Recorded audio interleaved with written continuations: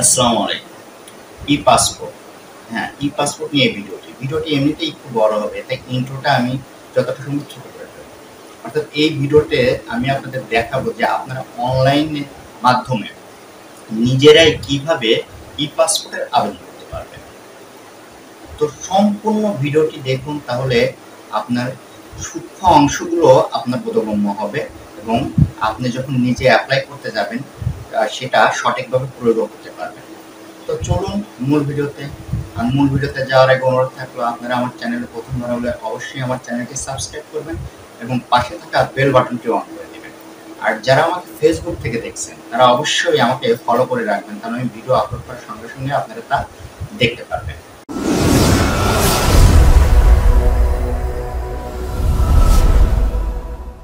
তো আমরা অন স্ক্রিনে চলে এসেছি। এখান থেকে আমরা যে কোনো একটা ব্রাউজার নিয়ে নিই। ব্রাউজারের অ্যাড্রেস বারে গিয়ে লিখি epassport.gov.bd লিখে ব্রাউজ করে দিই। ওকে, আমরা ই পাসপোর্টের যে অনলাইন পোর্টাল আছে সেখানে চলে এসেছি। এখান থেকে দেখুন প্রথমে যে অপশনটা আছে অ্যাপ্লাই অনলাইন, এখানে আমরা একটি ক্লিক করে দিই। ওকে, এখানে অ্যাপ্লাই অনলাইন, এইখান থেকে আমরা এখন আবেদন প্রক্রিয়া শুরু করব। প্রথমে দেখুন অপশন আছে are you applying from Bangladesh. তো ইয়েস আছে, যদি বাংলাদেশ থেকে অ্যাপ্লাই করেন তাহলে ইয়েসই থাকবে, আর যদি বাংলাদেশ থেকে অ্যাপ্লাই না করেন তাহলে নো করে দিবেন। এরপরে আপনি আপনার যে ডিস্ট্রিক্ট আছে সেটা সিলেক্ট করে দিবেন এখান থেকে।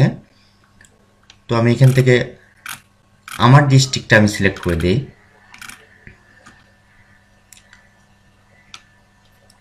ওকে, এরপরে দেখুন আছে select the police station nearest to your present address.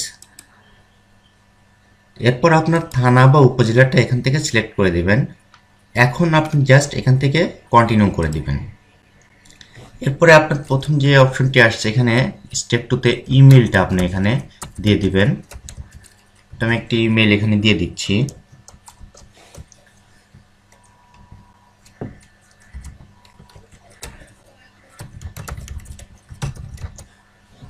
এরপরে আপনি এখান থেকে যে ক্যাপচাটা আছে সেটা এখান থেকে দিয়ে দিবেন।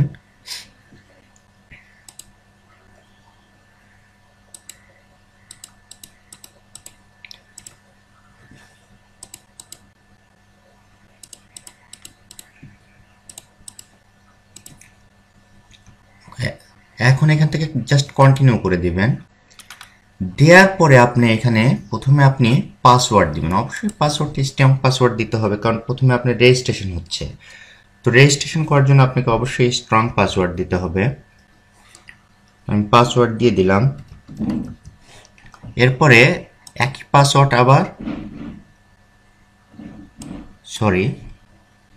ওয়ান আপার কেস আমি দেইনি, ওয়ান আপার কেস দিতে হবে।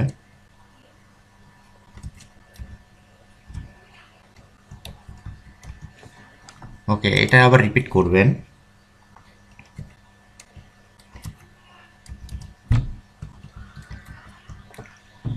ওকে, এটা কিন্তু অবশ্য মিনিমাম 6 ক্যারেক্টার হতে হবে।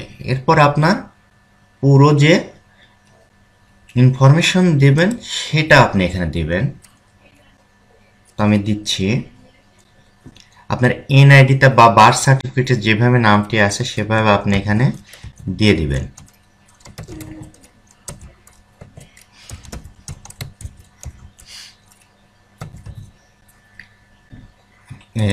গিভেন নেম এটা অপশনাল দিলেও হবে, না দিলেও হবে। এরপরে সার নেম,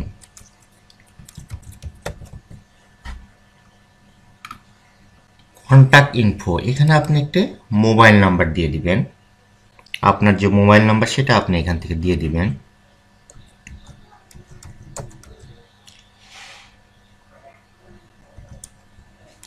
দিয়ে নিচে যে ক্যাপচারটি আছে ক্যাপচারটি আবার দিয়ে দিবেন এখান থেকে।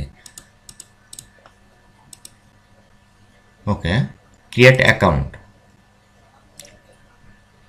এখন আপনি যে ইমেইল নাম্বারটা দিয়েছিলেন সেই ইমেইল নাম্বারে একটি সিকিউরিটি কোড পাঠানো হয়েছে, সেই সিকিউরিটি কোড বা অ্যাক্টিভেশন কোডটা আপনাকে নিতে হবে, বা সেখান থেকে আপনি অ্যাক্টিভেট করে দিতে পারবেন সরাসরি, ওখানে কোথাও লিঙ্ক দেওয়া আছে। ওকে, আমি মেইলে যাই, যে মেইলটা আমি এখান থেকে দিয়েছিলাম। দেখুন আমার মেইলটা এখানে এসে গেছে অলরেডি। আমি জাস্ট এখানে ক্লিক দেব। ক্লিক দেওয়ার পরে দেখুন নিচে যে লিঙ্কটি দেওয়া আছে, এই লিঙ্কটিতে একটি ক্লিক করলেই আপনার অ্যাক্টিভেট হয়ে যাবে। ওকে, আপনার যে রেজিস্ট্রেশনটা সেটা কমপ্লিট হয়ে গেছে, জাস্ট এখন সাইন ইন করে নিতে পারবেন। ক্যাপচা দেই।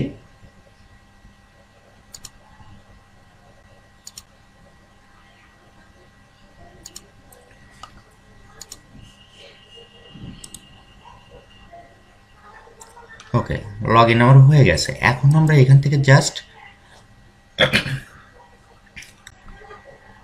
অ্যাপ্লিকেশন প্রক্রিয়া শুরু করে দেব। দেখুন অপশন আছে ডান পাশে অ্যাপ্লাই ফর নিউ পাসপোর্ট, এইখানে আমরা একটা ক্লিক দিয়ে দেব। দেওয়ার পরে প্রথমে অ্যাপ্লাই ফর মাই সেলফ, আপনি যদি নিজের জন্য অ্যাপ্লাই করেন তাহলে এই টিকটা দিয়ে দেবেন, আর যদি অন্যের জন্য অ্যাপ্লাই করেন তাহলে এটা দেওয়ার দরকার নেই। তো নিজের জন্য অ্যাপ্লাই করলে এখানে আমি দিয়ে দিলাম, তাহলে আপনার যে নামগুলো দিয়ে রেজিস্ট্রেশন করছেন সেগুলো চলে আসবে। এরপর জেন্ডার সিলেক্ট করে দেবেন এখান থেকে।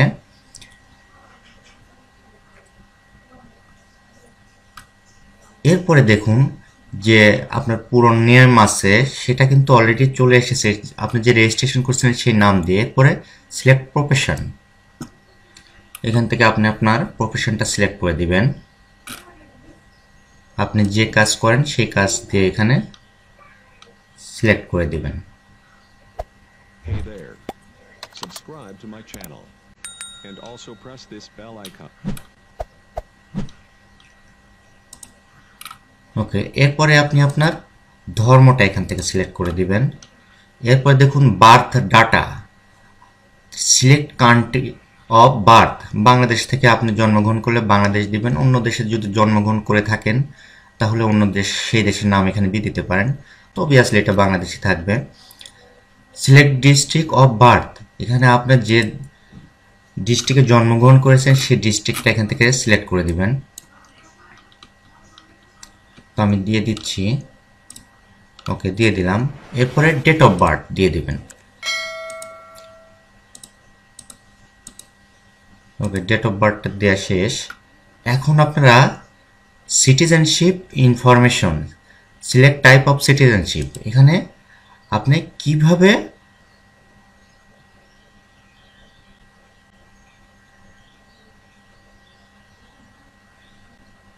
সিটিজেনশিপ পেয়েছেন, এটা ন্যাচারালাইজেশন বা বাই বার্থ বা আদার, আপনি যেভাবে পারবেন, আপনার যেভাবে অপশন সেটা আপনি দিবেন। ন্যাচারালাইজেশন এখানে দিয়ে দেই। এরপরে দেখুন আছে do have passport of other countries, I don't have, আমার অন্য কোনো পাসপোর্ট আর নেই। আপনার যদি অন্য কান্ট্রির বা অন্য দেশের কোনো পাসপোর্ট থাকে তাহলে সেটা ইয়েস দেবেন, না হলে নেই। এরপরে দিবেন আপনার যে ন্যাশনাল আইডি নাম্বারটা আছে সেটা এখানে দিয়ে দিবেন। ওকে, আমি এখানে ন্যাশনাল আইডি নাম্বারটা দিয়ে দিচ্ছি।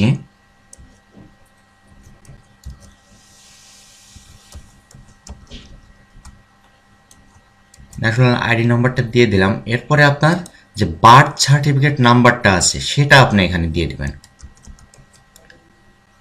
অবশ্যই মনে রাখবেন এটা কিন্তু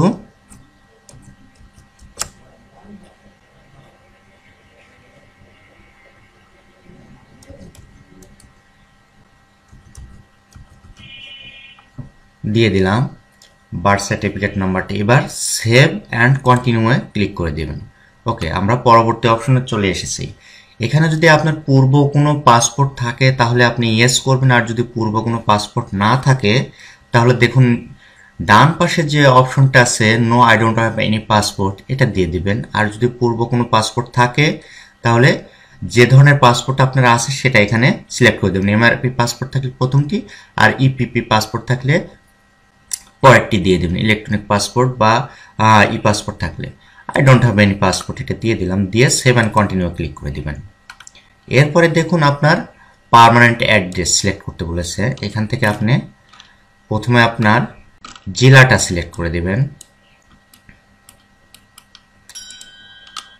এরপরে সিটি বা ভিলেজ বা হাউস এটা আপনি দিবেন।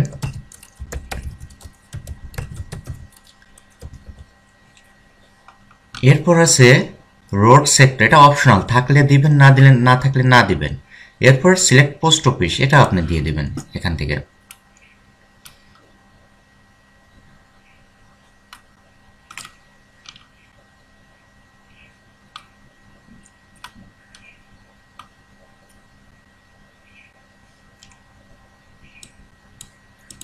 ওকে, এরপর পোস্ট কোড দেখুন, এটা দেওয়ার পরে পোস্ট কোডটা কিন্তু অটো নিয়ে নেবে।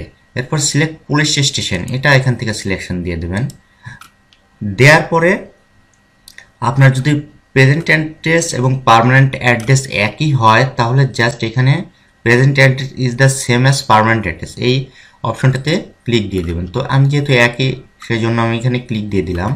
ওকে, দেখুন এগুলো এখন ইনঅ্যাক্টিভ হয়ে গেছে। আর যদি আলাদা আলাদা হয় তাহলে আপনাকে লিখে দিতে হবে। এরপরে সিলেক্ট দ্য, সবগুলো দেখুন হয়ে গেছে অপশন। তো আপনি যদি এইখানে নিচে এসে দেখুন, আপনি যদি রিজিওনাল পাসপোর্ট অফিস থেকে নিতে চান তাহলে রিজিওনাল পাসপোর্ট অফিস আর বাংলাদেশ মিশন যে কোনো অপশন থেকে, অর্থাৎ বিদেশ থেকে আপনি করলে বাংলাদেশ মিশন এটা দিবেন। যেহেতু দেশ থেকে করা হচ্ছে তাই রিজিওনাল পাসপোর্ট অফিস এটা সিলেক্ট থাকবে। এরপরে আপনি 7 কন্টিনিউ করে দিন। দেওয়ার পরে আপনার যে বার্থ সার্টিফিকেটের পূর্ণ নেম আছে, ফাদার্স নেম, সেটা আপনি এখানে লিখে দিবেন।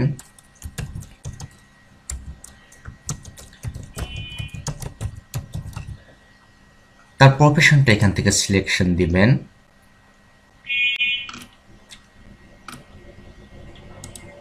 এরপর তার ন্যাশনালিটি এখান থেকে দিয়ে দিবেন।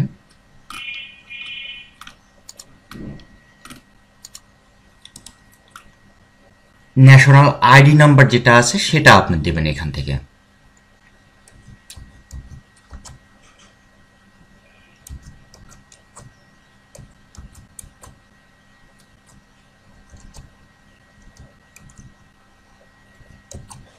ওকে, ন্যাশনাল আইডি নাম্বার দিয়ে দিলাম। এরপরে মাদার ইনফরমেশন, এটা যদি আপনি জানা থাকে তাহলে অবশ্যই দিবেন, আর যদি জানা না থাকে তাহলে আননোন দিবেন। তো আমি এখান থেকে মাদার নেমটা দিয়ে দিচ্ছি।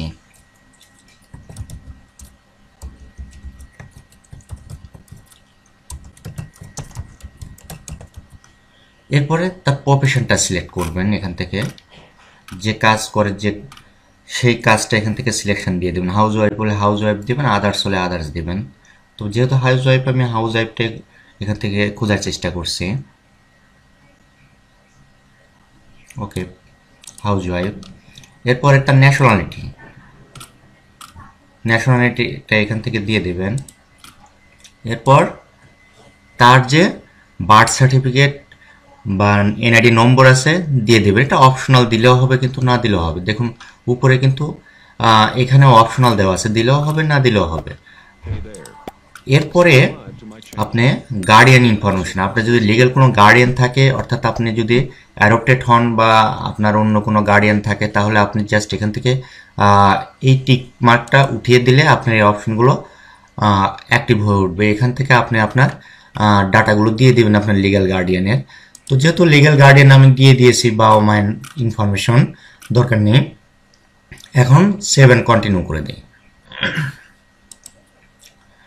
ওকে, এরপরে আপনার ম্যারিটাল স্ট্যাটাসটা দিয়ে দেবেন। আপনি ম্যারিড হলে ম্যারিড দেবেন, আপনার যে ধরনের স্ট্যাটাস আছে সেটা আপনি এখান থেকে দিয়ে দেবেন।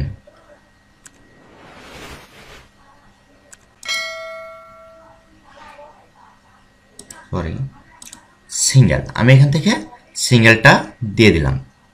এরপর 7 কন্টিনিউ দিয়ে দেবেন। সিলেক্ট ইমার্জেন্সি কন্ট্যাক্ট, তো এখানে যদি আপনার কোনো ইমার্জেন্সি কন্ট্যাক্টের প্রয়োজন হয় সেটা এখান থেকে আপনি দিয়ে দিবেন, যে আপনার কার সঙ্গে এখানে তারা যোগাযোগ করবে যদি দরকার হয়, তাহলে আপনি এখান থেকে দিয়ে দিতে পারেন। আবার তার নামটা এখানে দেবেন।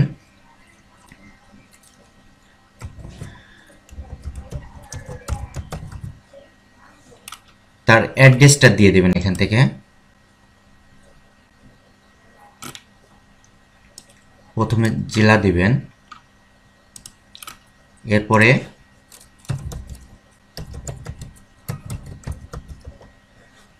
ভিলেজ দিবেন, রোড থাকলে দিবেন, না থাকলে দরকার নেই।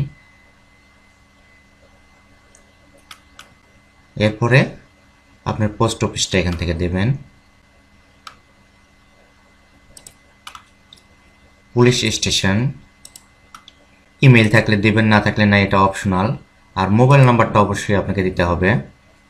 নিচে দেখুন আছে সিলেক্ট কান্ট্রি কোড, এখানে যদি আদার্স কান্ট্রি দিয়ে থাকেন তাহলে এখান থেকে কোডটা সিলেক্ট করে নিচে মোবাইল নাম্বারটা দিয়ে দেবেন।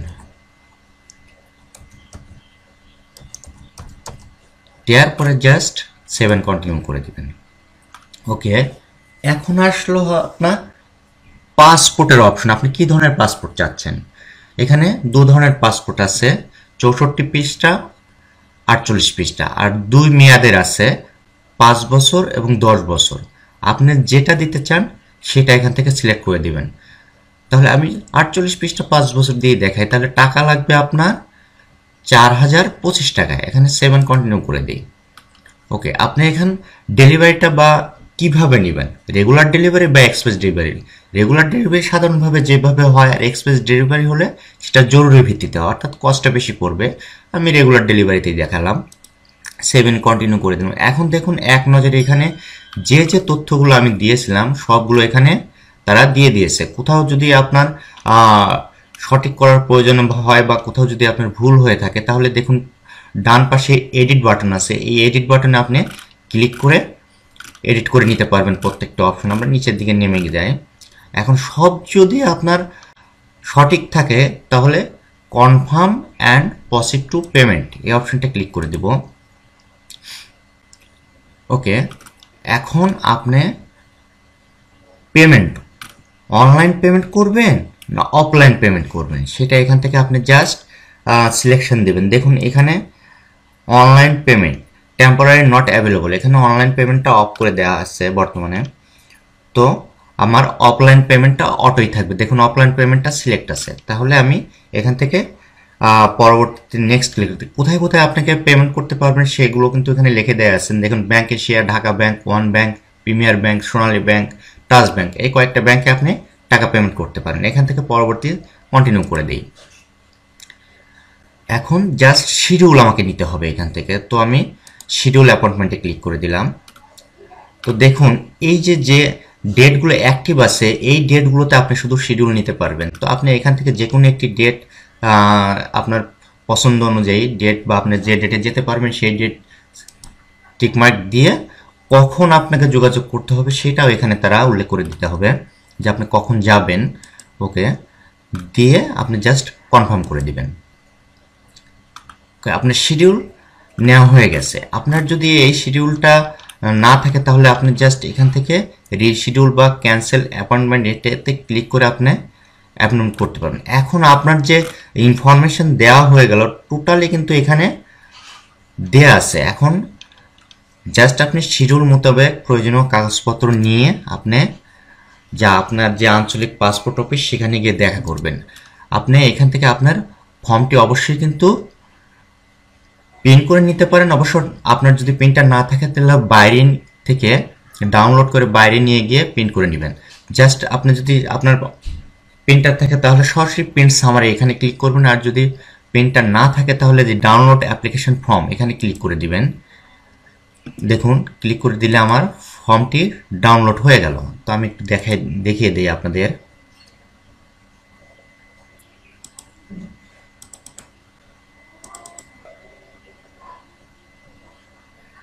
ওকে, দেখুন এই ফর্মটি আপনি প্রিন্ট করে নেবেন।